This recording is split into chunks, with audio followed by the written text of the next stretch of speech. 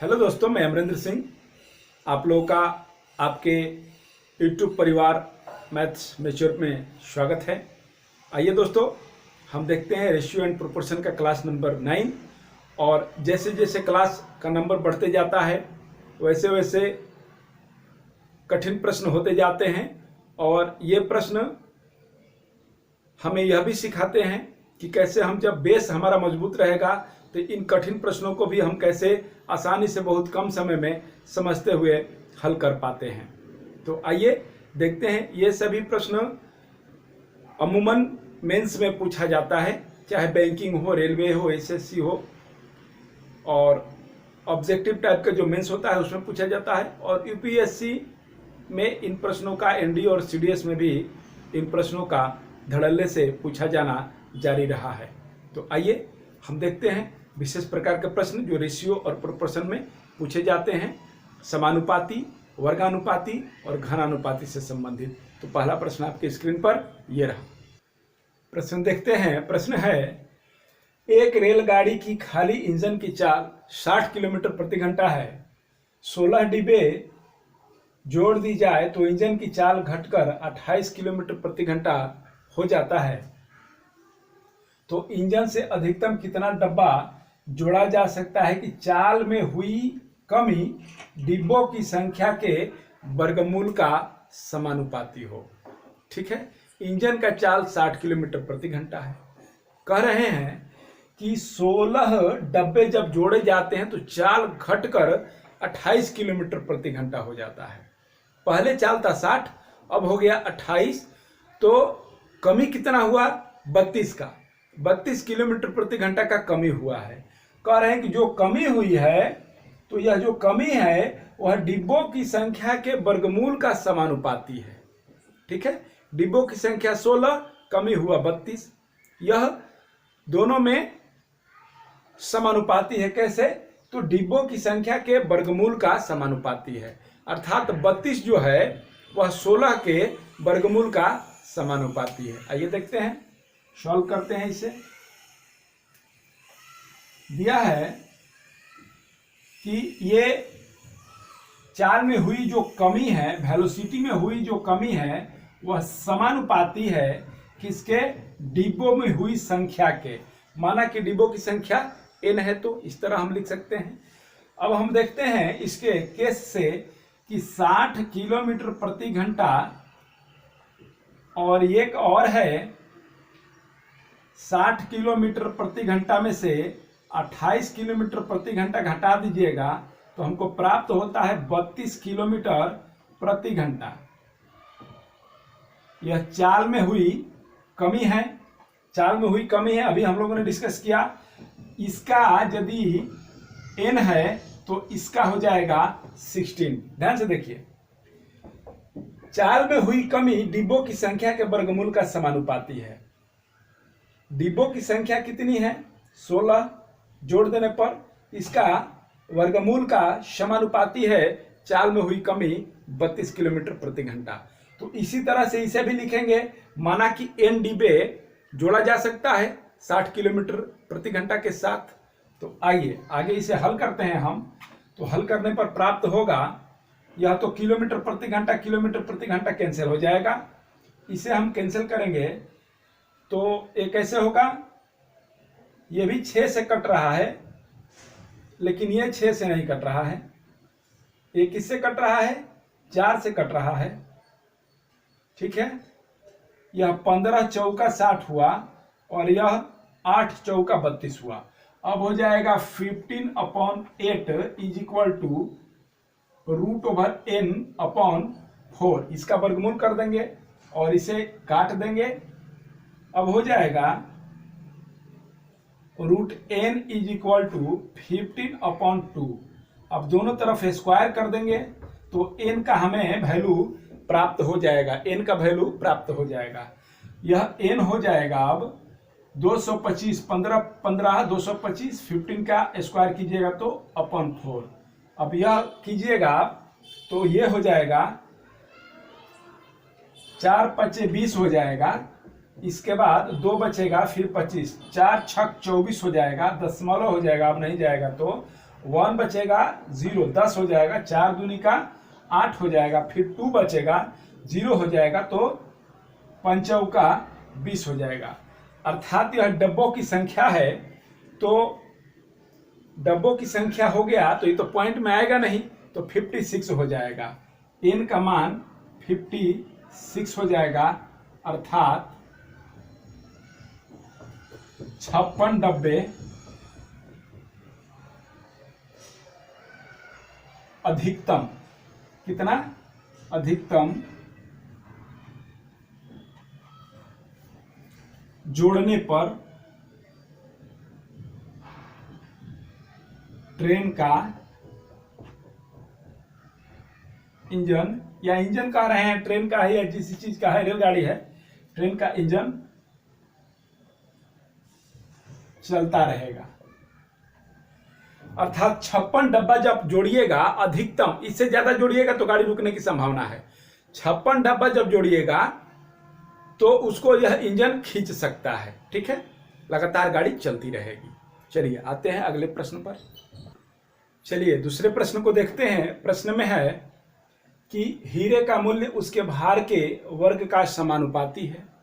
हीरे का जो मूल्य है, हीरे का जो मूल्य है वह समानुपाती है किसके, इसके भार के वर्ग का समानुपाती है, ठीक है। इसे 4 छोटे छोटे टुकड़ों में बांट दिया जाता है। कितना हीरा है, क्या है, कुछ भी नहीं बताया गया। इसे 4 छोटे छोटे टुकड़ों में बांट दिया गया। कोई बात नहीं, बांट देंगे। 1 2 3 4, 4 छोटे छोटे टुकड़ों में बांट देंगे तो कुछ अपन अनुपात होगा, रेशियो होगा। हाँ, वो रेशियो दिए हैं 1 2 3/4, वो रेशियो दिया गया है, इसी अनुपात में बांटा जाता है।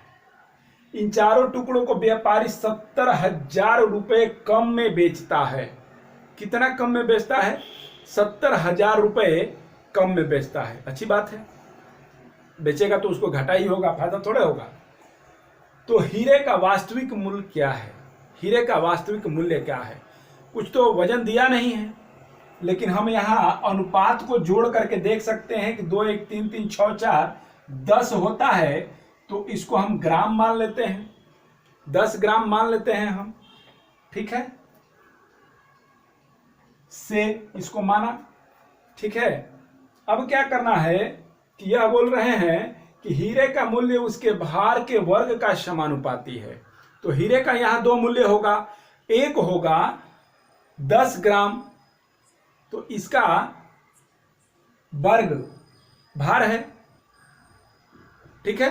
तो एक 10 ग्राम का स्क्वायर का मूल्य होगा, अर्थात 10 का पावर 10 100 ग्राम स्क्वायर का मूल्य होगा, अर्थात एक भार इतना होगा। और एक भार होगा इन सबका वर्ग करके जोड़ने के बाद।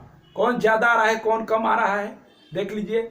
जो पहले वाला होगा वह ज्यादा होगा, इसका जो वर्ग आएगा वह ज्यादा आएगा, क्योंकि कम में बेच रहा है तोड़ने के बाद। देखिए 10 का स्क्वायर करेंगे तो ये हो जाएगा 10 ग्राम का स्क्वायर, ठीक है।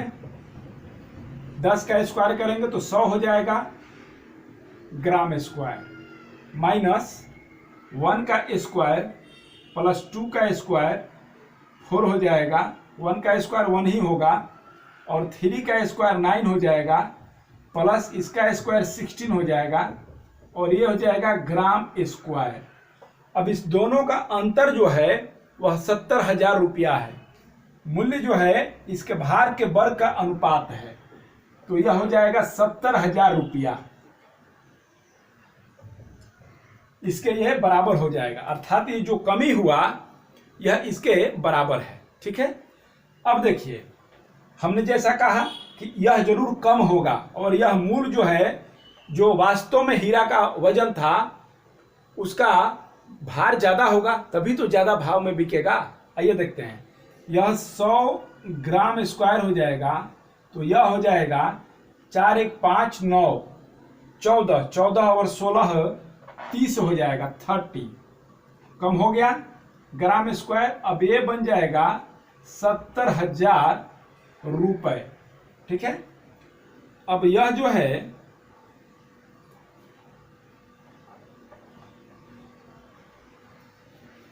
बचेगा इधर 70 ग्राम स्क्वायर, यह बराबर हो जाएगा 70,000 रुपए के। अब इसको हम काटते हैं तो 7 से 7 कट जाएगा, एक शून्य से शून्य कट जाएगा, बचेगा 1,000 रुपए। ठीक है, इसलिए 1 ग्राम स्क्वायर का वैल्यू हुआ 1,000 रुपए। तो हमारे पास जो मूल है वह 100 ग्राम स्क्वायर है, इसलिए 100 चूंकि ऐसे होता है, चूंकि 1 ग्राम स्क्वायर का वैल्यू है 1,000 रुपये, तो ये इसलिए होता है, इसलिए 10 नहीं होगा, 100 ग्राम स्क्वायर। 100 ग्राम स्क्वायर का वैल्यू हो जाएगा इतना इंटू इतना, 1 2 3 4 5 जीरो होता है 1 लाख रुपया, बराबर 1 लाख रुपए। वास्तव में वह 1 लाख का था। ठीक है, आंसर हो गया सी। नेक्स्ट क्वेश्चन को देखते हैं। प्रश्न देखते हैं। ये सभी प्रश्न बहुत ही महत्वपूर्ण प्रश्न है और मैंने जैसे शुरू में ही कहा मेंस का प्रश्न है। प्रश्न तो कहीं भी पूछा जा सकता है, कोई भी प्रश्न, इसमें तो कोई पाबंदी है नहीं पूछने वाले के लिए, लेकिन ये वास्तव में थोड़ा टफ प्रश्न होते हैं और टाइम टेकिंग होते हैं। कोई बात नहीं, देखते हैं। एक कक्षा में 50 विद्यार्थियों की औसत आयु 13 वर्ष है। 50 विद्यार्थी है, 50 स्टूडेंट्स हैं, जिनके एवरेज एज जो है 13 ईयर्स है। प्रत्येक विद्यार्थी का भार उसके ऊंचाई का समानुपाती है।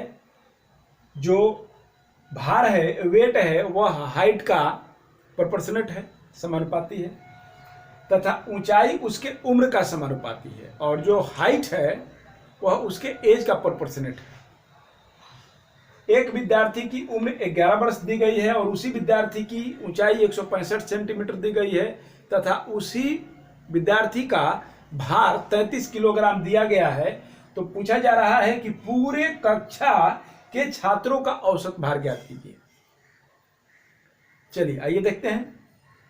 एक कक्षा में 50 विद्यार्थियों की औसत आयु 13 वर्ष है। प्रत्येक विद्यार्थी का भार, यहीं से प्रश्न को पकड़ेंगे हम लोग। जो वेट है सभी विद्यार्थियों का, यह समानुपाती है किसके? ऊंचाई के समानुपाती है। जो वेट है वह हाइट के समानुपाती है, इसलिए वेट इज इक्वल टू होगा K1 इंटू H। ठीक है, और बोल रहे हैं कि जो ऊंचाई है, हाइट है, वह समानुपाती है एज के, अर्थात हाइट जो वह समानुपाती होगा K2 इंटू ए का। यह सेकेंड इक्वेशन हो गया और यह फर्स्ट इक्वेशन हो गया। ठीक है, अब हम यह देखेंगे पहला और दूसरा इक्वेशन से। इक्वेशन फर्स्ट से देखते हैं। वेट बच्चे का दिया गया है, वेट भार है 33 किलोग्राम K1, और ऊंचाई 165 सेंटीमीटर दिया गया है। ठीक है, तो K1 का हम वैल्यू निकाल देते हैं। K1 का वैल्यू निकालेंगे, इसको हम काटेंगे तो कितना हो जाएगा? 11 3 33 हो जाएगा। 11 5 55, और यह हो जाएगा, सॉरी 55 नहीं होगा अभी, 11 एकम 11 होगा। इसके बाद एक चला आया तो 6 में से एक चला आया तो 5 बजेगा, 11 5 55 हो जाएगा। और इसको इससे काट देंगे तो 5 3 15 हो जाता है। इसलिए K1 का वैल्यू जो हो जाएगा, K1 का जो वैल्यू हो जाएगा वह हो जाएगा 3 3 का 9 हो जाएगा। 3 5 15 है ना, 5 3 से इसको काट रहे हैं और इसको भी 3 से, एक मर्ते में कटा, ये 5 मर्ते कटा। तो K1 का वैल्यू क्या, यह गुना में है तो इधर आएगा तो भाग में हो जाएगा। K1 का वैल्यू 1/5 हो जाएगा। ऐसे ही K2 को देखेंगे इक्वेशन 2 से,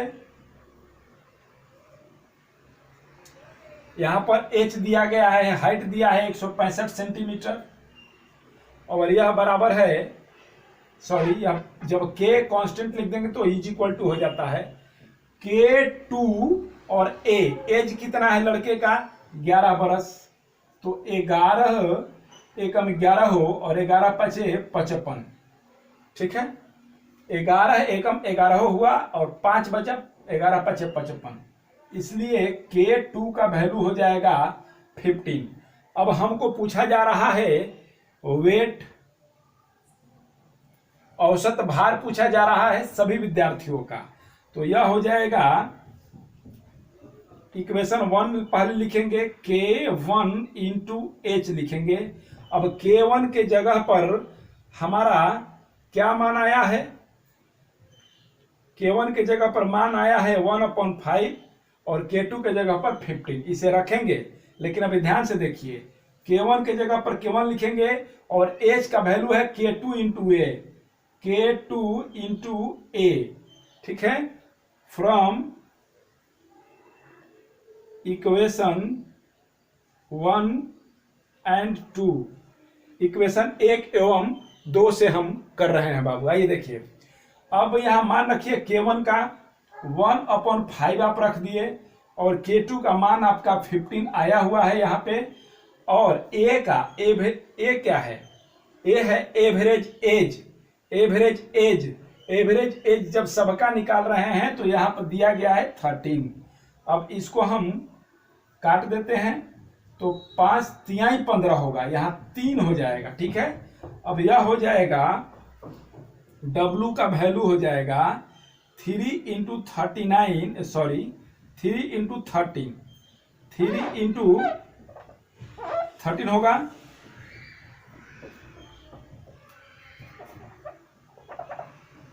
थ्री इंटू 13 होगा, और ये ईयर्स में होगा। वेट है, वेट ईयर्स में कहां से होगा, केजी में होगा, भार पूछ रहे हैं, तो 13 तिया 39 केजी हमारा आंसर हो जाएगा। सभी विद्यार्थियों का एवरेज जो वेट है, औसत जो भार है, वह 39 केजी हो जाएगा। डी हमारा आंसर होता है। और नेक्स्ट क्वेश्चन देखते हैं, और इस वीडियो का अंतिम क्वेश्चन आप लोग इसका स्क्रीनशॉट ले लीजिए और इसे समझ लीजिए बढ़िया से। नेक्स्ट वीडियो देखेंगे, नेक्स्ट प्रश्न इसी वीडियो का, माफ कीजिए। चलिए प्रश्न को देखते हैं। प्रश्न है, एक सिक्के की कीमत उसके मोटाई और उसके व्यास के वर्ग के गुणनफल के ऊपर निर्भर करता है। सिक्के का जो कॉस्ट है वह उसके मोटाई थिकनेस और उसके व्यास अर्थात डायामीटर के वर्ग के गुणनफल के ऊपर निर्भर करता है। दो सिक्कों की मोटाइयों का अनुपात 8:9 है, थिकनेस का रेशियो 8:9 है। यदि दूसरे सिक्के की कीमत पहले सिक्के की कीमत की दुगनी हो, ठीक है, दूसरे सिक्का का कीमत मान लीजिए C2 है और पहले सिक्के का कीमत यदि C1 है, तो जो C2 है वह क्या है, 2 गुना है C1 का, 2 गुना है C1 का, ठीक है, बात समझ में आ रही है। तो C1 upon C2 is equal to क्या हो जाएगा, 1/2, 1:2। अब कह रहा है कि तो उन सिक्कों के व्यासों का अनुपात ज्ञात कीजिए, अर्थात डायमीटर 1 और डायमीटर 2 का रेशियो ज्ञात करना है। जैसे प्रश्न में कह रहे हैं वैसे ही हम चलते हैं। गणित का यह सबसे बड़ा फॉर्मूला होता है, और गणित इसीलिए सबसे आसान विषयों में से आसान है, कठिनतम विषयों होने के बावजूद, कठिनतम विषयों में से एक कठिन विषय होने के बावजूद आसान विषयों में से एक आसान विषय गणित हमको इसलिए लगता है कि वह जो कहते हैं उसी के अनुसार हमको चलना होता है। आइए देखते हैं बाबू, सॉल्व करेंगे इसे। एक सिक्के की कीमत उसके मोटाई और व्यास के वर्ग के गुणनफल के बराबर है। सिक्के की कीमत जो है वह क्या है, एक सिक्के की कीमत उसके मोटाई और उसके व्यास के वर्ग के गुणनफल के ऊपर निर्भर करता है, अर्थात इसके प्रोपोर्शनेट में है, समानुपाती है, ठीक है, समानुपाती है। तो मोटाई अलग है, थिकनेस अलग है, और इसके बाद और जो थिकनेस के बाद और लगा तो और जो लगा वो अलग और थिकनेस अलग, और जो लगा तो और के बाद जो है उसका वर्ग है, और जो है वर्ग है, व्यास के वर्ग हम इसका नहीं करेंगे क्योंकि और के बाद मोटाई का काम खत्म हो गया। उसके व्यास के वर्ग के गुणनफल, व्यास का ही वर्ग होगा, मोटाई का वर्ग नहीं होगा। यही समझने वाली चीज होती है। रीजनिंग में बार बार इस तरह के प्रश्न दिए जाते हैं, और तथा एवं लिख करके, ठीक है। तो वो पार्ट अलग हो गया, ठीक है, यह अलग हो गया। अब सी का जो E इज इक्वल टू हो जाएगा, एक कांस्टेंट ले लेते हैं, और T और D का स्क्वायर। चलिए अब क्या करते हैं कि जो प्रश्न है उसके अनुसार दो क्वाइन है, एक C1 एक C2 है। एक का जो मूल्य है, जो दूसरा क्वाइन है उसका पहले क्वाइन के मूल्य का दुगुना है, कॉस्ट दुगुना है, और जो थिकनेस का रेशियो है, पहला का 8 है तो दूसरा का थिकनेस 9 है। तो चलिए इसके अनुसार हम कर लेते हैं। तो C1 अपॉन C2 हो जाएगा, यहां पर हम लिख देंगे K1, और ये हो जाएगा T1, और ये हो जाएगा D1, ये हो जाएगा K2 T2, और यह हो जाएगा D2। इसका भी वर्ग है, इसका भी वर्ग है। अब हमको यह दिया गया है कि दूसरा जो सिक्का है वह पहले सिक्के के दुगुने मूल्य का है ना, दुगुना हो। सिक्के की कीमत, दूसरे सिक्के की कीमत पहले सिक्के की कीमत की दुगुनी है, अर्थात पहले सिक्के का कीमत 1 हुआ तो इसका सिक्के का कीमत दूसरा का हो गया 2। अब यह जो K है, तो K को तो हम हटा सकते हैं, K1 K2 तो नहीं लेना चाहिए, कांस्टेंट जब था तो K को हटा देते हैं, K को K ही रहने देते हैं, K खत्म हो गया।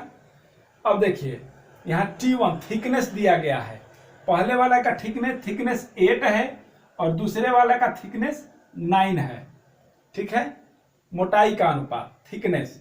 और इसके बाद दिया गया है D1, पहले का D1 का स्क्वायर है और दूसरे का D2 का स्क्वायर, क्योंकि व्यास का ही अनुपात निकालना है, डायामीटर का ही रेशियो पूछ रहे हैं हमसे, तो इसलिए यह हो जाएगा D1 का स्क्वायर अपॉन D2 का स्क्वायर हो जाएगा, इसमें क्रॉस मल्टीप्लिकेशन हो जाएगा, तो यह हो जाएगा 9 अपॉन 16, ठीक है। यह 8 दूनी का 16, D1 का स्क्वायर नहीं बल्कि D2 का D1 का, हाँ D1 का स्क्वायर नहीं होगा। ध्यान से आप लोग देख लीजिए, चीज़ों को बराबर गलती होता है, इसलिए चीज़ों को देख लीजिए कि क्रॉस मल्टीप्लिकेशन करने के बाद चीज़ें वहीं आती हैं और वैल्यू उतना ही होता है। ये हो जाएगा 9D2 स्क्वायर, 9D2 स्क्वायर हो गया, और यह हो जाएगा 8 दूनी का 16 D1 स्क्वायर, मल्टीप्लाई होगा तो 16D1 स्क्वायर हो जाएगा, तो 16D1 स्क्वायर हो जा रहा है, और 9D2 स्क्वायर। बहुत छोटी छोटी चीजें हम समझाते हैं, बहुत जरूरी चीज है। अब देखिए सब अपनी जगह पर है, सब अपनी जगह पर ही है, इधर उधर गया है कोई दिक्कत नहीं, वैल्यू में कोई परिवर्तन नहीं होगा। देखिए जो यहाँ पर 8 था यह D1 में मल्टीप्लाई हो जाएगा, और यहाँ पर 2 था वह 2 आ जाएगा, जो 9 है यहाँ पर 1 हो जाएगा, और D2 के पास 9 आ जाएगा, इसलिए कोई फर्क नहीं पड़ा। अब इसलिए इसका वर्गमूल कर देंगे, तो D1 अपॉन D2 हो जाएगा 3:4, 3:4 हमारा आंसर हो जाएगा 3:4, ठीक है। इसका स्क्रीनशॉट ले लीजिए आप लोग, बढ़िया से समझिए, बहुत ही इंपॉर्टेंट क्वेश्चन था सब।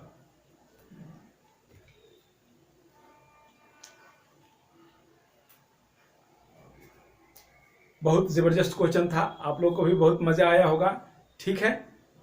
अब मिलते हैं अगले टॉपिक के साथ, जिसमें हम लोग पढ़ेंगे, टॉपिक का नाम रहेगा एज से संबंधित प्रॉब्लम बेस्ड ऑन एज से रिलेटेड सारा क्वेश्चन हम लोग पढ़ेंगे। चैनल पर नए हैं इसे लाइक कीजिए, सब्सक्राइब कीजिए, बेल आइकन की घंटी को दबाइए, जिससे आपको वीडियो हमारा लगातार अनवरत मिलता रहेगा। और एज से संबंधित प्रश्न जितना हम शॉर्टेस्ट फॉर्म बताएंगे वह ऑलरेडी हम आप लोगों को बहुत सारा चीज उसमें से बता चुके हैं। इसलिए हम चीज़ों को इस तरह से बताते हैं कि पहले कौन सा टॉपिक पढ़ाएं कि बच्चों को आने वाला टॉपिक बहुत ही आसान हो जाए। ठीक है, तो उसी चीज़ को दृष्टिकोण में रखते हुए हम काम करते हैं। तो मिलते हैं अगले क्लास में, और जिसमें एक नया टॉपिक की शुरुआत होगी, जो प्रॉब्लम्स बेस्ड ऑन एज, आयु पर संबंधित प्रश्न। Thank you very much. Thanks once again for watching the video up to and.